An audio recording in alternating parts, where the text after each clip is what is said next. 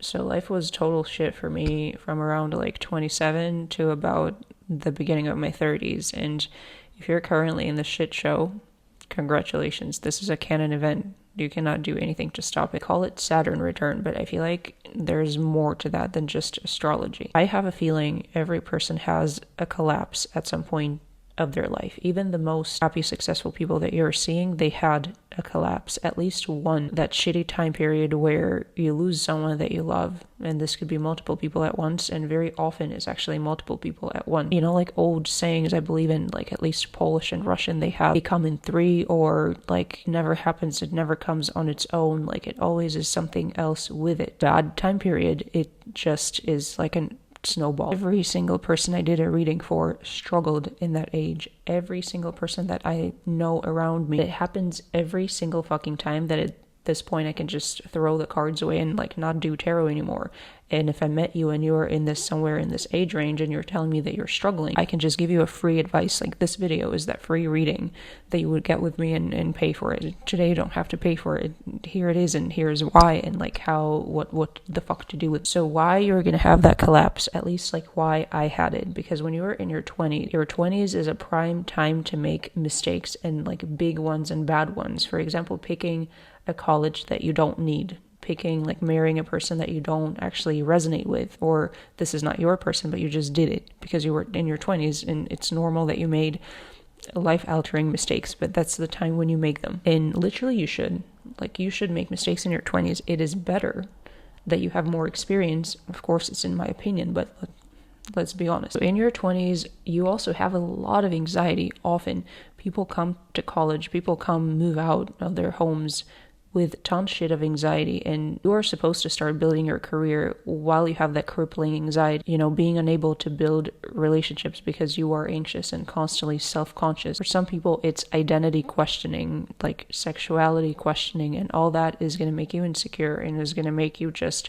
confused and lost, and having to reconstruct a lot of what you grew up with, kind of building yourself from zero. And that is what you're busy with in your 20s. I was not busy with that. I had a lot of anxiety around moving countries, and I had a lot of anxiety around staying in the country, particularly where I wanted to stay. So 27 and late 20s hit me like a truck because I did not have any sort of questioning that I needed to have in my 20s or even before. And my background is very conservative, which is nothing wrong with being conservative, but in my case it kind of was, because it did not give me any space to explore. So if you did not explore in your 20s, you're gonna have to explore in your late 20s and in your 30s. And if you picked the wrong college because you were anxious and you could not switch and you just did not know what you were doing, you're gonna have to do that, or not, or just, you know, pick a job that, you know, does not require a degree. There are tons of them right now, and we have internet, so there are options. If you were to pursue a different career, then you'd have to start all over. But again, this is normal, because how could you have known? Like, think about it. When you were a kid, like 18, a kid is supposed to pick a career for life.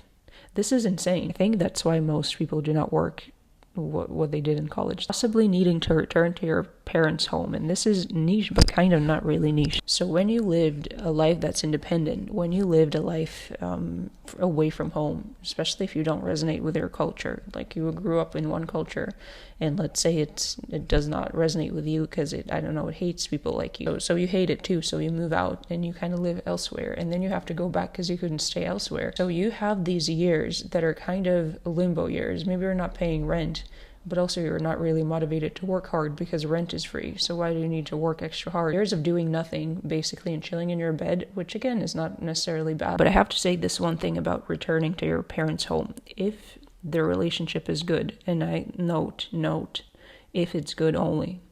If it's bad, this next line is not for you. If it's good, at least with half of the family that you can live with and you love them, this is not a fail. Returning to your home when there is love is not a fail. I also thought that.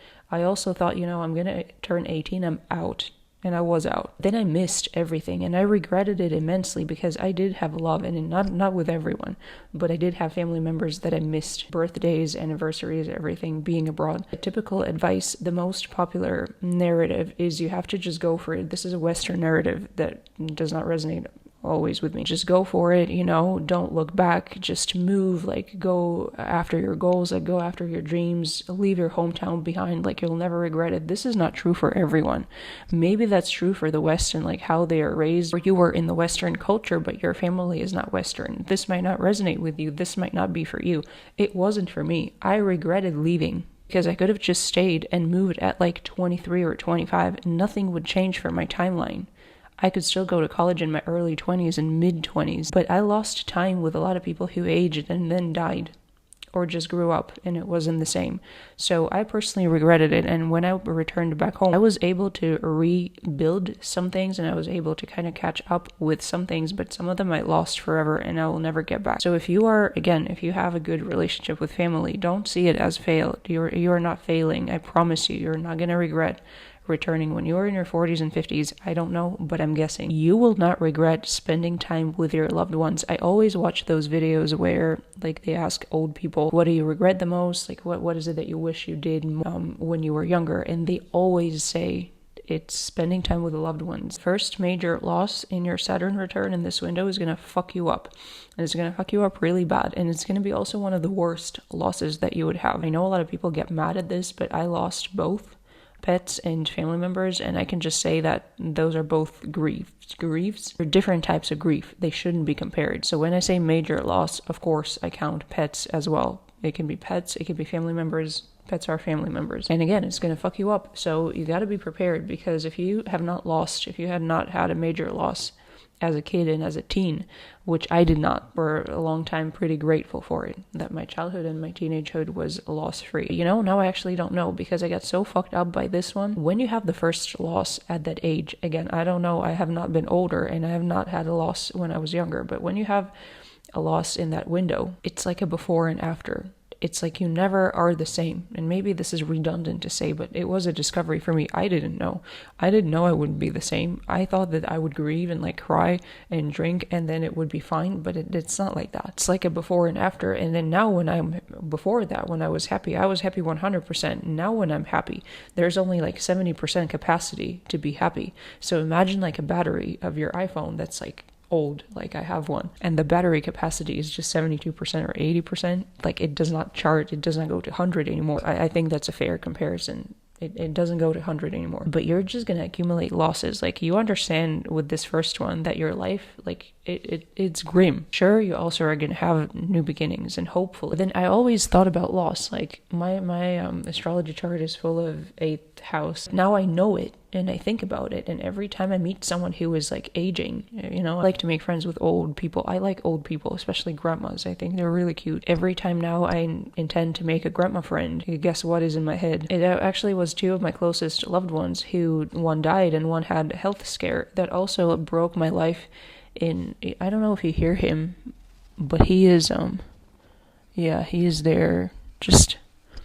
So it was 2 of my loved ones that were the closest to me. One died and one had a health scare. So it's just a shit show. And then if you have like identity issues, if you have, I don't know, you're questioning some things about who you are or who you like or what kind of family you want, what kind of marriage you want, like if you even want kids, this could be like, when I say identity, I don't just mean like gender sexuality. There are a lot of people, women who would, you know, follow one scenario and then kind of realize in the late 20s, this is not what I want. Like I want to be a cat lady with art, creating art. I don't want a husband and I don't want children. When you find something out about yourself that you have been, it hasn't been you, like you have been, this has been a character created by you for someone. Again, if you are from a more conservative background, probably gave you also some pillars to lean on or faith or whatever good that you also took from it. Probably, again, did not give you space to explore, do you want kids or not? This is kind of a default setting.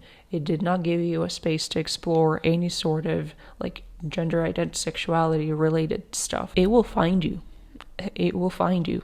If it did not find you earlier, it will find you. If it's there, it will find you. If you are an artsy cat lady and you are in denial about that and you actually don't want a husband or kids, yeah, it will find you. It's gonna suck if it finds you when you already have kids and husband. Yeah, that sucks. So it's good if you don't have anyone now. You know, the good thing is you can always be back. Like you can always mourn. And this I tell you from experience. You can always understand that there's just 70% capacity now to be happy, but there's still 70%. Like, that's not bad if you think about it. You can always choose to be back.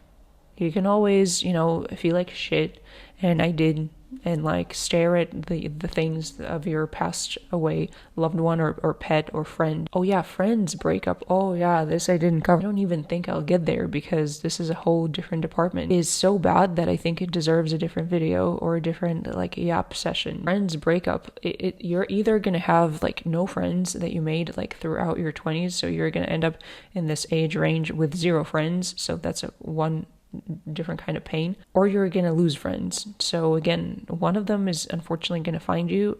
This is a canon event. You might start losing friends, some of them for a reason, some of them for absolutely no reason. Like, let me repeat that, some of them for absolutely 0 reason. You will lose. They will just leave. There's not going to be any good reason for it, and you will grieve that more than you will admit, because you're also going to be confused on top of that. This is a whole other story. I just mentioned it so this is a part of the shit that's happening. So sometimes you cannot do anything with anything.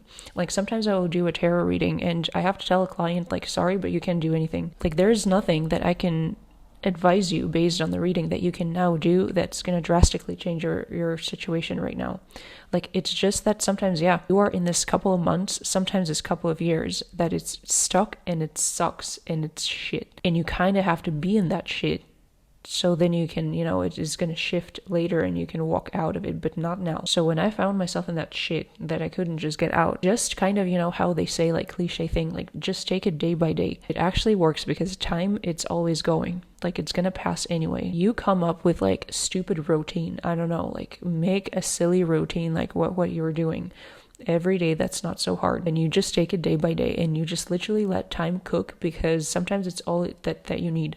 You have to wait it out. I had a horrible haircut. I absolutely fucking hated it. You might think, oh, it's not so bad. No, it's really bad, and I just felt like, oh my god, I did not like it. And it was in October, and as I'm recording it, it's May. One thing that I could do, I did not want to wear hats and I did not want to wear wigs. But one thing I had left just to wait it out was to actually literally tell myself, like, you can't do anything, you just have to wait it out. You just have to understand that now is October, but it will be May and you will love your hair again. I don't love it 100%, but it's better. That's my, 5 cents or 2 cents, I never remember that, on the Saturn return. So I guess we'll talk later. Thank you for listening, and we'll talk later.